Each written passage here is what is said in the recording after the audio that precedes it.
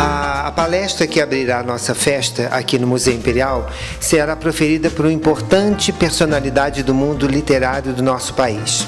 Ele é ocupante da cadeira número 23 da Academia Brasileira de Letras, membro honorário da Academia Petropolitana de Letras e morador de Petrópolis, no distrito de Itaipava.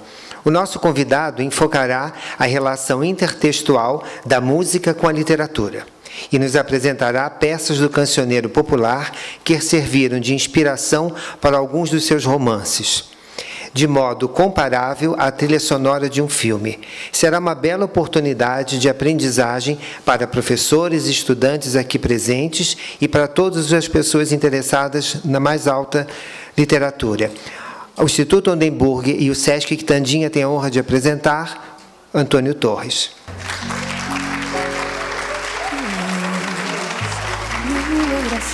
Estátua majestosa do amor, por Deus esculturada e formada com ardor da alma da mais linda flor de mais ativo olor, que na vida é preferida pelo beija-flor.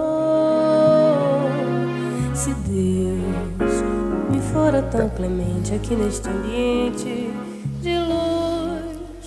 Boa tarde. Muito obrigado, Cristina Oldenburg, pela honra deste convite para inaugurar aqui.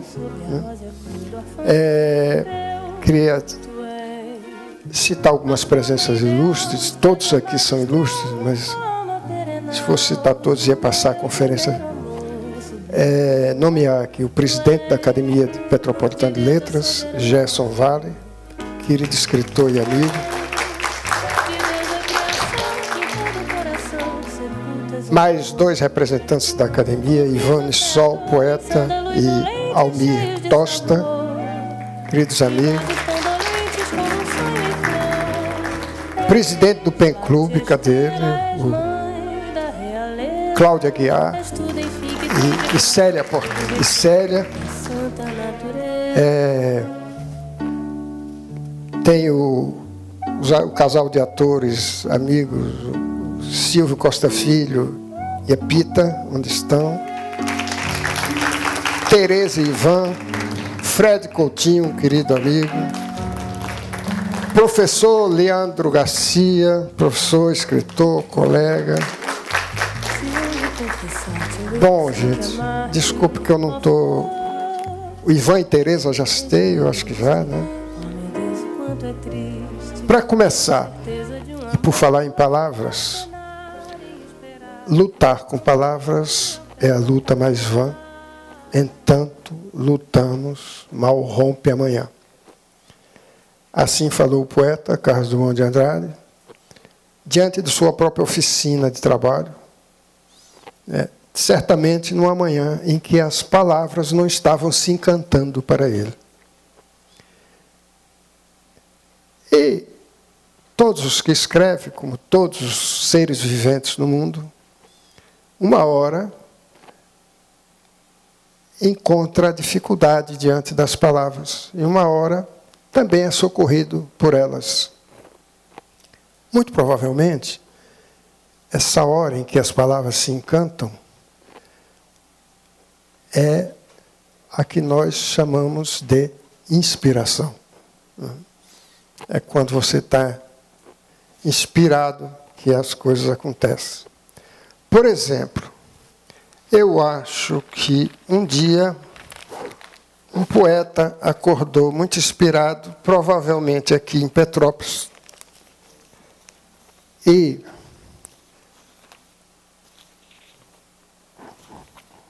olha só, olhou pela janela, viu a Serra Imperial, que dá nome a essa festa, e escreveu o seguinte: as montanhas caminham na paisagem e me rodeiam quando estou dormindo. E quando estou dormindo, sonho com as montanhas. Tento alcançá-las, mas as minhas mãos também sonham. Tudo em mim sonha quando estou dormindo. O meu sono de pedra Sonho que as montanhas também estão sonhando. Sonho que as montanhas sonham comigo quando estão sonhando. Sou o sonho das montanhas. E quando acordo, volto a sonhar e me transformo em montanha. Esse poeta se chamou Ledo Ivo, foi um querido amigo, que ocupou a cadeira 10 da Academia Brasileira de Letras, hoje ocupada pela querida Rosisca Dácia de Oliveira. O Ledo Ivo, alagoano, nasceu em 1924 e morreu em Sevilha, na Espanha, em 2012. As palavras se encantam. Para o poeta Olavo Bilac, e o tema o encanto aqui é das palavras e da nossa língua, o Olavo Bilac escreveu um poema chamado Língua Portuguesa, aquele que todos nós estudamos na escola, nos encantamos com ele na escola do meu tempo, pelo menos, né? Não sei se de hoje ainda se usa essas coisas. É aquele famoso, última flor do laço, inculta e bela, és a um só tempo esplendor e sepultura, a bruta mina entre os cascados vela, e vai por aí.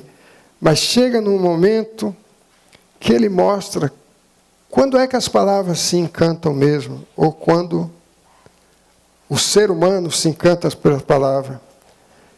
É quando ele diz assim: em que da voz materna ouvi meu filho. Aí eu acho que é aí que começa o nosso encanto com a palavra. É quando a mãe nos chama de meu filho. As palavras se encantam numa palavra chamada amor, né? Se encantam numa palavra chamada saudade, se encantam em tantas palavras. Na contramão delas, há outras que são de puro desencanto. Mas nós estamos aqui para falar do encanto e não do desencanto.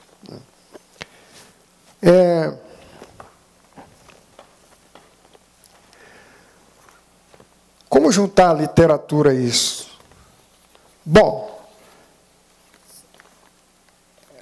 o maior encanto que a gente pode ter com as palavras é quando lemos como é que foi a história do começo do mundo, né? No princípio, criou Deus os céus e a terra. E aí, nós vamos vendo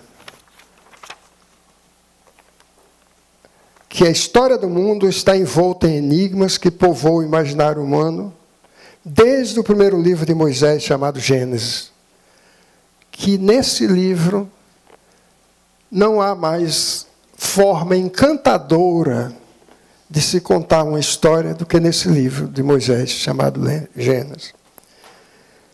À fascinação de suas lendas e mitos, superpõem-se os espantos provocados pelas decifrações cosmológicas da expansão do universo, cujo princípio dataria de 15 ou 20 bilhões de anos, quando teria ocorrido a grande explosão denominada de Big Bang. Tão extraordinário fenômeno teria espargido toda a matéria, energia, espaço e tempo concentrados numa espécie de ovo cósmico de temperatura e densidade extremamente altas. Em questão de segundos, se teriam formado as partículas elementares do sistema solar e os primeiros átomos. Estima-se, porém, em 1 bilhão de anos, depois do Big Bang, o surgimento das galáxias do sistema solar e, com elas, as nebulosas e as estrelas, milenarmente vistas como obras de Deus, já no primeiro dia da criação, quando surgiram os céus, a terra e as águas. E ao ajuntamento das águas, Deus chamou mares. E assim temos uma versão mitológica e outra geofísica de uma mesma história, ambas a nos levar ao reino encantado das palavras. Afinal, no princípio era o Verbo, e o Verbo se fez literatura.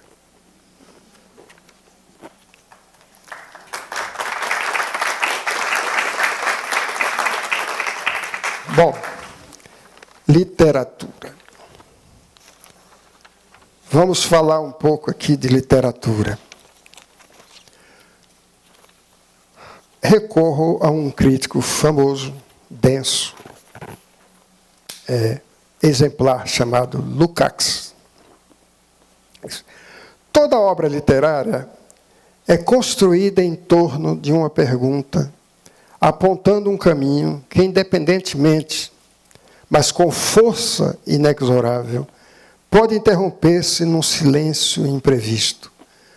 Uma pergunta e a seu redor a vida desconcertada.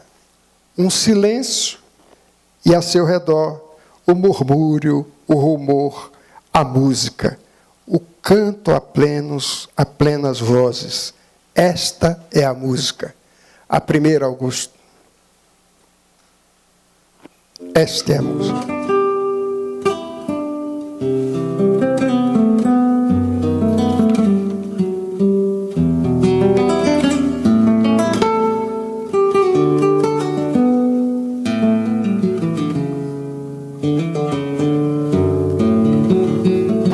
Agora imaginem,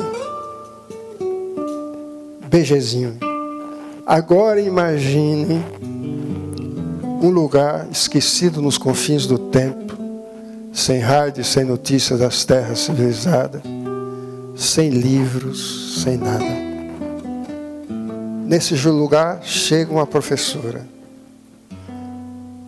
E essa professora põe os meninos desse lugar para ler poesia em voz alta. Obrigado, Cris. Aí vinha, né? Crianças, não verá país nenhum como esse. Olha que céu, olha que montanhas. Embora lá não céu tinha, mas não tinha montanha nenhuma, né? Era um tabuleiro infinito, né? E aí chega outra, abre um livro e manda o aluno ler, né? Verdes mares bravios da minha terra natal, onde canta a jandaia na fronde da canaúba. Imagina aqueles meninos naquele tabuleiro, né? Que nunca viram o mar. Imagine o impacto que essas palavras encantadas iriam provocar no imaginário daquela infância toda.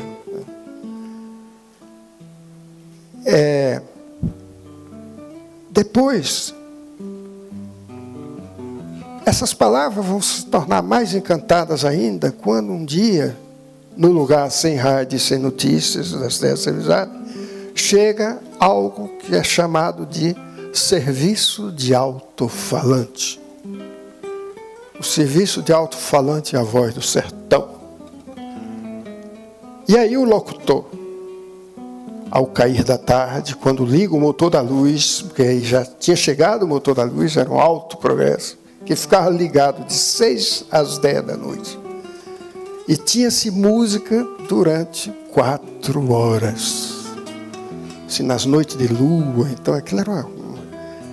E o locutor dizia assim: para a menina de azul e branco, que nesse momento se encontra na calçada da igreja, alguém com muito amor e carinho oferece esta linda página musical do nosso cancioneiro popular, na voz do cantor das multidões.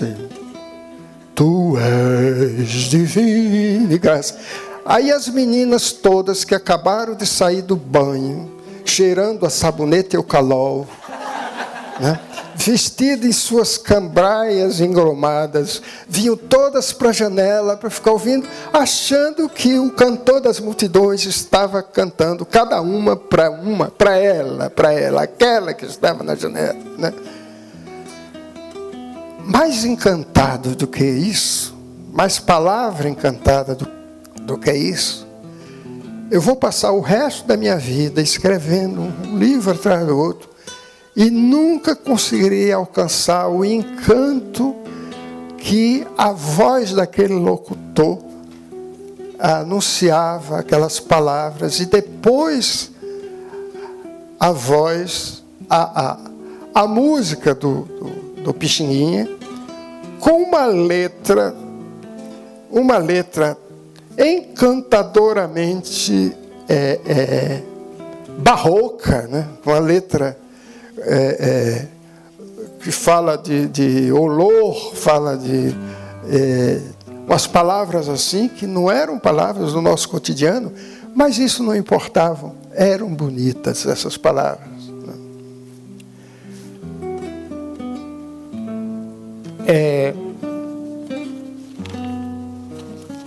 De tanto essa relação que eu faço entre música e literatura já estava num poeta e um crítico literário extraordinário, o mexicano Otávio Paz, Prêmio Nobel de Literatura, não me lembro o ano, que dizia o seguinte: o ritmo não é só o elemento mais antigo e permanente da linguagem, como ainda não é difícil que seja anterior à própria fala. Em certo sentido, pode-se dizer que a linguagem nasce do ritmo, ou pelo menos que todo ritmo implica ou prefigura uma linguagem. Assim, todas as expressões verbais são ritmo, sem exclusão das formas mais abstratas ou didáticas da prosa. Como distinguir, então, prosa e poema? Deste modo, o ritmo se dá espontaneamente em toda forma verbal, mas só no poema se manifesta plenamente. Sem ritmo, não há poema. A linguagem, por inclinação natural, tende a ser ritmo. Como se obedecesse a uma misteriosa lei da gravidade, as palavras retornam à poesia espontaneamente. No fundo de toda a prosa, circula mais ou menos, rarefeita pelas exigências do discurso, a invisível corrente rítmica.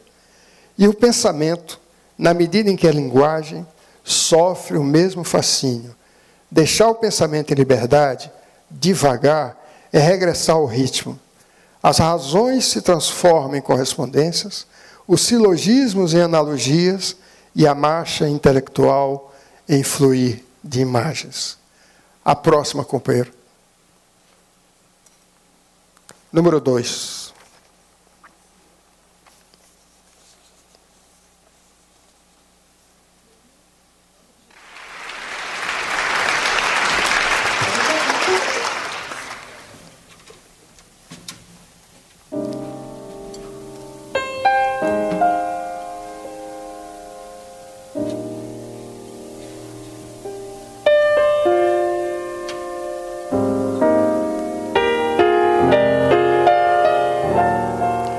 O que é ritmo? Sucessão de tempos fortes e fracos que se alternam com intervalos regulares em um verso, em uma frase musical, etc. Na música, unidade abstrata de medida do tempo, a partir da qual são determinadas as relações rítmicas. Pulsação, cadência. Na arte literária, especialmente na poesia, o efeito estético ocasionado pela ocorrência de unidades melódicas dispostas numa sequência contínua, poesia com ritmo, uma prosa que possui rima. Sequência harmônica de um fenômeno artístico, uma atividade, uma obra. Efeito causado no discurso pela repetição ordenada de elementos de ordem prosódica, principalmente de entonação, pausas, quantidade de sílabas, acento tônico, aliteração. Vou dar um exemplo aqui do que é de aliteração perfeito. Um caso exemplar que eu tirei de um poema do Mayakovsky, Vladimir Mayakovsky, chamado A Flauta Vertebrada, que é lânguida lua nua. Essa é a cadência da aliteração. Lânguida lua nua. Cadência. Encadeamento, associação regular de sons, movimentos, ocorrências. Ritmo das palavras na fala, na poesia, na oratória. Estilo fluente, suave, agradável. Harmonia. Eu acho que essa música contém tudo isso. Combinação de elementos diferentes e individualizados, mas ligados por uma relação de pertinência, que produz uma sensação agradável de prazer. Nas artes plásticas, proporção agradável, beleza de linha, forma e volume. Conjunto de sons agradáveis ao ouvido. Melodia. Sequência de notas ou sons que, apresentando organização rítmica com sentido musical, se relacionam reciprocamente de modo a formar um todo harmônico. Linha melódica. Arranjo de sons musicais agradáveis aos ouvidos. Tudo que é agradável de ouvir. Agora, ouça esse trompete do Sir Miles Davis, que eu considero todos os trompetes havidos e haver. E devo a este trompetista a minha entrada na literatura. Porque foi graças a essa música, na interpretação dele, que eu cheguei ao primeiro título do meu primeiro romance, ao primeiro título da minha vida, Um Cão Uivando para a Lua.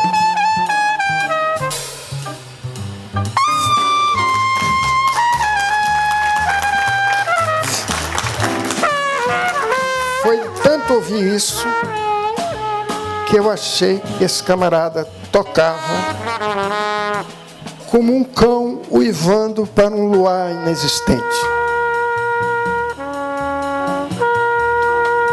Aumenta aí, Augusto.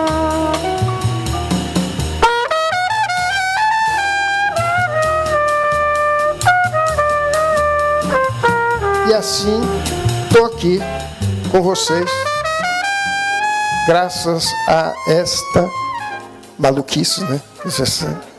Essa percepção algo doida, porque é assim a criação. A criação humana é assim, é algo que nasce de alguma coisa bem maluca, né? Bem doida, e que dá nisso. O primeiro romance, lançado em 1972, agora já estou escrevendo o 12º, né? Ou 13º, já não me lembro, né? Mas essa música, você vê o que faz diferença entre um cantor e outro, um trompetista e outro, um violonista e outro, um contista e outro, um poeta e outro. É o seguinte, é a interpretação. Ponho uma cantora e ponho Elis Regina. Vocês vão ver que uma é uma intérprete, né? A outra canta, pode cantar muito bem, não, mas a intérprete se chamou Elis Regina. Não tem como se negar um negócio desse. Essa música era uma música feita para dançar, do Dia dos Namorados. Como não tem criança aqui, eu vou dizer assim, no popular da minha adolescência, no tempo dos bailes do interior, a gente dizia que era uma música tipo Mela Cueca, né? My Funny Valentine, pô, Frank Sinatra, né? My funny Valentine, sweet comic Valentine, né? Tudo melosinho. Aí chega esse senhor, chamado Miles Davis, um negro genial, que faz a letra uma hora diz assim: You make me smile, você me faz sorrir. E ele toca de um jeito que parece assim: você não me faz sorrir, né? É como se todas as dores de uma raça, todas as dores de um povo, todas as dores da história, tudo viesse no trompete dele. Aí já está bom, porque já cansamos o pessoal, né?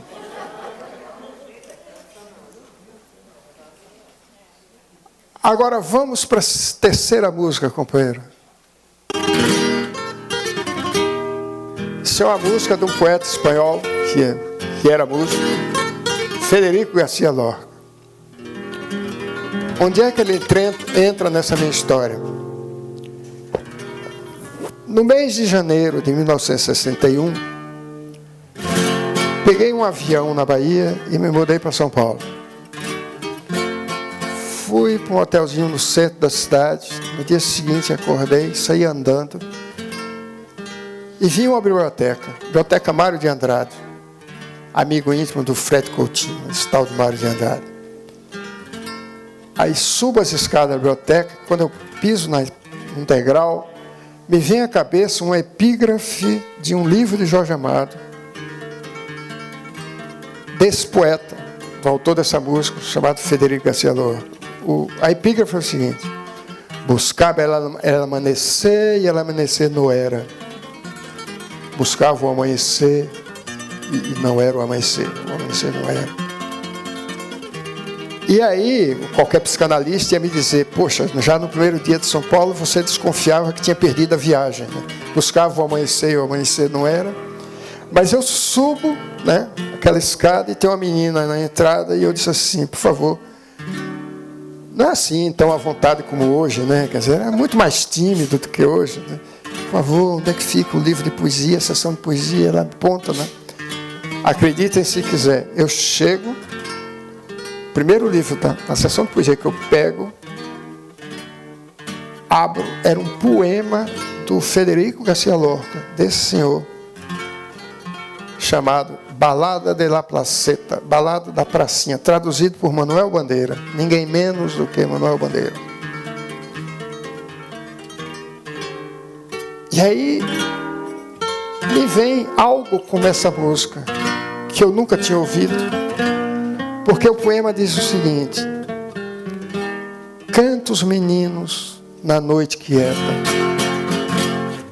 arroio claro, fonte serena. Os meninos, que tem teu divino coração em festa, eu, um dobrar de sinos perdido na névoa. Anos e anos e anos depois disso, olhando para uma parede em Copacabana, eu me lembrei dessa cena. E imediatamente nasceu um romance chamado Balada da Infância Perdida. As histórias na minha cabeça são montadas dessas coisas que vão misturando essas memórias, que em geral ou trazem música ou poesia. O que me leva a crer que eu me tornei um romancista por total incapacidade de tocar um instrumento, viu? Ou de escrever um poema. Né? Não, sim, tá bom. Sim. Isso aqui é outra coisa. Fim de tarde em Botafogo, entro num táxi. Trânsito totalmente engarrafado. E o rádio de táxi tocava essa música, que eu nunca tinha ouvido. O motorista com o braço para fora, Raio do Mac, ligado na Rádio MEC. Aí ficamos lá, e eu ouvindo assim, me deliciando com a música. Parado, transinuía. Aí quando terminou, aí eu falei para o motorista, que música bonita, hein? E ele disse, poxa, e se não é uma música dessa, o que seria de nós aqui nesse trânsito, né? E quando terminou, o locutor disse, acabamos de ouvir a missa da coroação, missa em dó maior, de Wolfgang Amadeus Mozart.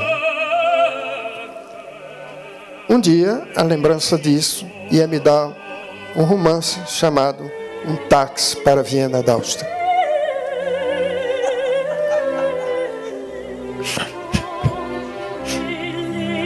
Está lá, quando o táxi numa esquina de Ipanema, engarrafado numa esquina de Ipanema, um caminhão da Coca-Cola capotou na rua Canning, desce o morro todo para disputar na porrada as garrafas de Coca-Cola. Desce, chega a polícia atirando de todo mundo. E o cara que matou o sujeito lá no 11º andar do edifício número 3 da Visconde Pirajá, né, está ali, não está vendo nada do que está acontecendo, e adormece ao som dessa música no banco traseiro do táxi. E começa a sonhar que vai chegar a Viena para chegar à Catedral de Santo Estevão, onde nunca esteve, para assistir ao concerto de adeus ao século XX. Simplesmente esse livro que me levou o Fernando Sabino a me telefonar para dizer assim, eu medi, o romance tem o tempo da música. Eu disse, Fernando, isso é loucura demais. Não é não. Não é não. Eu medi. Ele disse assim para mim, não sei quem é gênio, se o Mozart ou você. Eu digo, porra, me interna, Fernando. Depois é só me internando, né? Não dá, não faz um negócio desse. Não faz um negócio desse, porque aí já é demais. Mas, meus amigos, vamos à próxima, companheiro. Deixa eu ler só isso. Deixa um pouquinho aí a música. Um trechinho do livro. Não, a anterior. A do táxi. Ainda estou no táxi, ainda não saí dele. Estou engarrafado aqui.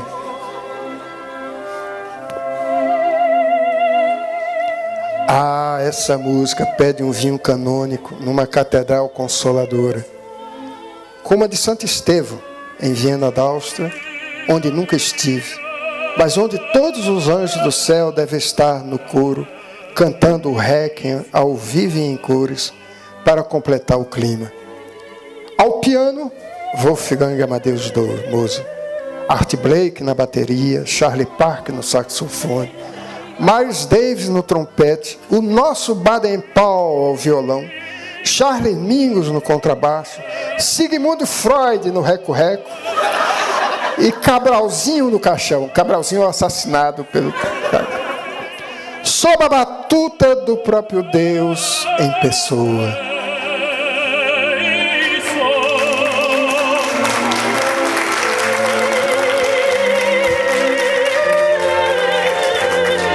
Agora a próxima. Agora vamos cair na real. Estou em Copacabana, 9º andar, Sá Ferreira, 232, 9º andar, um terreno baldio ali em volta, um morro logo na frente. Chove. Aí eu chego à janela. Quando eu chego à janela, fazia um tempo sem chover.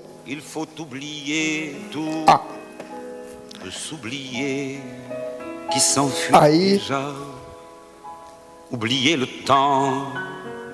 não, isso aqui não, isso aqui é coisa importante. Aí sobe um cheiro de terra muito forte daquelas primeiras pancadas de chuva. E eu me lembro de 2 versos dessa música. Esse canário belga chamado Jacques Brel, que fez muito sentido para a minha geração e voltou a fazer algum sentido quando essa música... Eu te ofereço pérolas de chuva vindas de um país onde nunca chove. Aquela pancada de chuva me lembrou disso. Aí eu corri para a máquina e bati lá. Eis aí, eis-me de regresso a essa terra de filósofos e loucos, a começar pelo meu pai, que disso tudo tem um pouco. Porque eu pensei, esse país onde nunca chove é o meu, eu vim de lá. Aí me veio o romance nesse exato instante da lembrança desses 2 versos, que é o poema de amor mais desesperado. Esse e a Flauta Vertebrada, que eu já citei, do Mayakovsky, para mim são os poemas de amor mais desesperados que eu já li.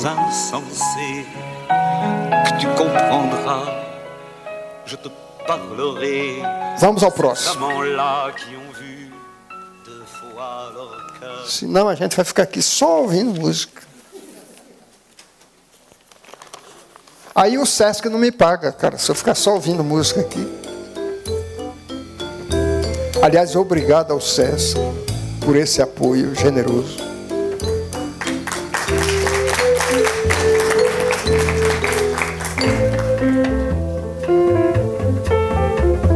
Essa me deu um capítulo desse romance, que fecha uma trilogia, começado pela Essa Terra, O Cachorro e o Lobo, que eu já citei, que é nasceu com o Brel.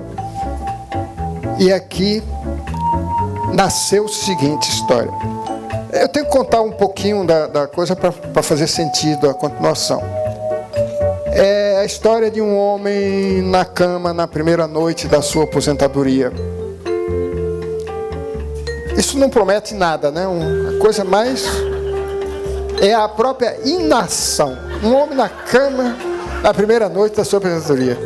Mas atenção, era São Paulo esta noite, a cidade onde você é capaz de suportar tudo, ou quase tudo, menos a falta do que fazer. Aí é que está o conflito básico do romance. E o sujeito na cama, lembrando de muitas coisas, inclusive da última vez que viu a mãe a passar a linha pelo fundo de uma agulha sem óculos, e ele ia querer ver, daí o título, ele ia querer saber como é que a mãe teria visto o mundo olhando-o pelo fundo de uma agulha, né? Bom, e esse cara na cama, então, só lhe resta isso, viajar, até entrar na região sem tempo dos sonhos. E aí, Vila Lobos, Baquianas Brasileiras, ou Baquiana número 5, me dão esse capítulo. Então ele viria, a cabeça dele está pelo mundo, né? Vai para a terra dele, vai para... Aqui vocês vão ver onde ele está, nesse momento. Então ele viria o Boulevard Saint-Germain, virar um rio largo e profundo. E todos os seus edifícios transformarem-se em árvores, com o curso do rio passando a abrir um clarão sem fim no meio de uma floresta indevassável. Pode deixar um pouquinho mais alto, companheiro. Acrescente a isso uma revoada de pássaros a chilrear as Baquianas Brasileiras de Vila Lobos, e teremos aí um quadro verdadeiramente inacreditável. Extasiado diante da metamorfose que se operava à sua frente, como num passe de mágica, ele não saberia que atribuí-la, se às mãos de Deus, a um efeito da sua memória cinematográfica. Era como se estivesse dentro de um dos filmes do alemão Herzog, o Aguirre, A Cólera dos Deuses, ou Fitzcarraldo, ambos rodados na Amazônia. Numa tentativa de retorno à realidade, se lembraria de olhar para os seus pés, antes apoiados sobre uma calçada. que não haveria mais. Em seu lugar surgiria uma plataforma. Nesse instante, seus olhos se voltariam para trás, em busca do hotel, o charmoso Madison, e veriam um mercado de um único andar, do qual sairia uma menina de uns 10 ou 11 anos, vestida de azul, uma menina de 10 anos, vestida de azul e branco, e com uma mochila de colegial às costas. O seu rosto tisnado pelo sol e emoldurado por cabelos negros e longos, pareceria uma pintura. Ao vê-lo, ela sorriria encantadoramente. Os seus alvíssimos dentes realçariam ainda mais a sua genuína beleza. Ele, qual é o nome desse rio? A menina, com um jeitinho levemente debochado, como se acabasse de ouvir uma pergunta estúpida que alguém jamais lhe havia feito antes. A menina não viu o letreiro naquele portal ali? Ele inclinaria os olhos na direção em que o dedo da menina estava apontando e leria: Bem-vindo ao Oiapoque. Aqui começa o Brasil. Olha só, o Oiapoque, o extremo norte do país. A cidade fica aqui mesmo, logo depois desse armazém? Está perdido? Minha mãe é gerente de um hotel. Quer se hospedar lá? O nome dele é Fronteira Inn. Já estou no hotel, o Madison. Fica pertinho da igreja de Saint-Germain. Sabe qual é? Hotel Madison, igreja de Saint-Germain, aqui. O senhor está sonhando? Deixa para lá. Ela voltaria a sorrir, mostrando de novo todos os seus belos dentes. Parece que o senhor não faz a menor ideia de onde se encontra. Como chegou aqui? Num disco voador? Vai ver, nem sabe que ali do outro lado do rio, bem na nossa frente, é a Guiana Francesa. Au revoir. Ei, espere mais um pouco. Aonde você vai com tanta pressa? Para a escola. Está vendo aquela catraia já com o motor ligado? É nesta que eu vou. Mais uma vez, ele iria olhar na direção que a menina apontava e veria outras crianças subindo na pequena embarcação. Só mais um instantinho. Onde fica a sua escola? Em São Jorge de l'Oyapock. Chegaremos lá em 10 minutos. E por que todo dia você navega neste rio para estudar no lado francês? Para aprender francês, ora. Mas para que você quer aprender francês? Para um dia ir morar em Paris. O desejo era o seu passaporte. Ele pensaria. Não teria coragem de cortar-lhe as asas com advertências inúteis. Assim como os rios, as mais sedutoras cidades do mundo têm suas margens. Você pode estar destinada a cair nas piores delas. A menina poderia apontar-lhe os pássaros em revoada, imitando-os com o movimento dos braços, e a dançar, com certeza imaginando-se num palco ou numa passarela.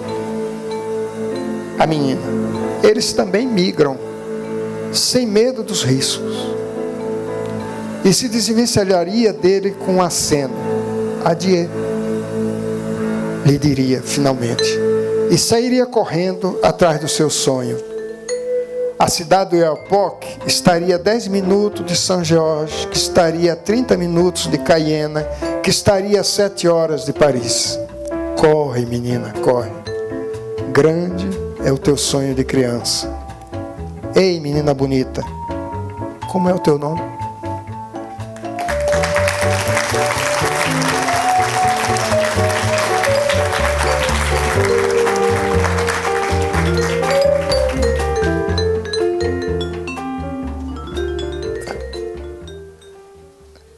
Meus amigos, minhas amigas, eu sou realmente um desses doidos varridos, movido à música, que tem debaixo do teclado um tema musical. Esse tema dá aquela corrente rítmica.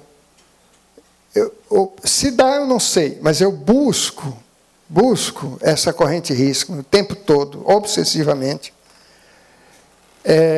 O tema é assim. Dan, dan, dan, dan. 3 palavras, um ponto. Dan, dan, dan, dan. Alarga um pouco a frase, ponto. Dan, dan, dan, dan, dan, dan. 3, 4 palavras, ponto.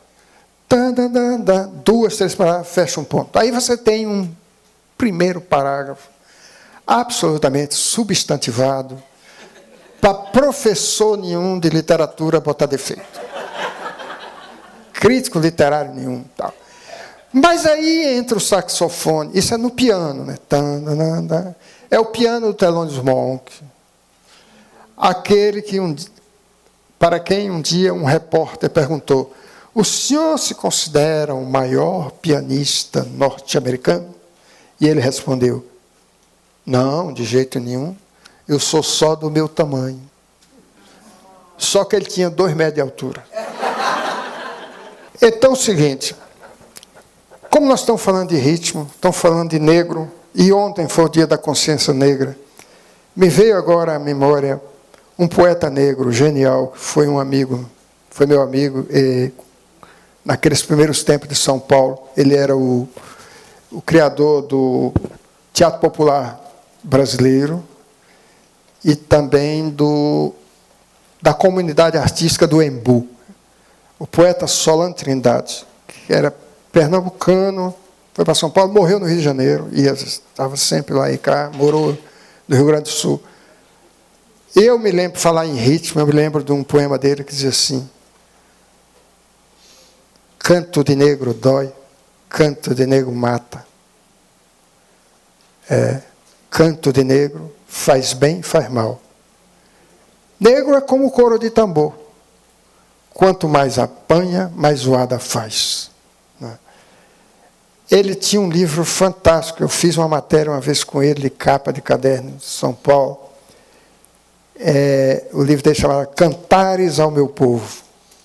Eu não sei por que agora não se publica esse livro. Eu vou até correr atrás. Foi bom me lembrar disso agora. Eu vou correr atrás desse livro. Vou procurar alguém que... Tem que haver alguém que publique esse livro, né? Tem que traga de volta esse poeta, que é um poeta fantástico. Em homenagem a ele, vamos a esse ritmo aí. Para dizer muito obrigado a vocês. Ponto. Ponto.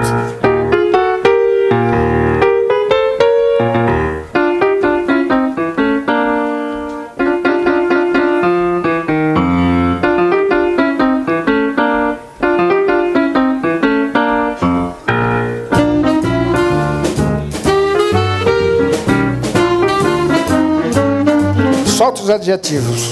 Todos. Todos. No mais, é como dizia um poeta, meu amigo português, finado Alexandre O'Neill, um amigo toda a vida: folha de terra ou papel, tudo é viver, escrever. Muito obrigado, gente boa.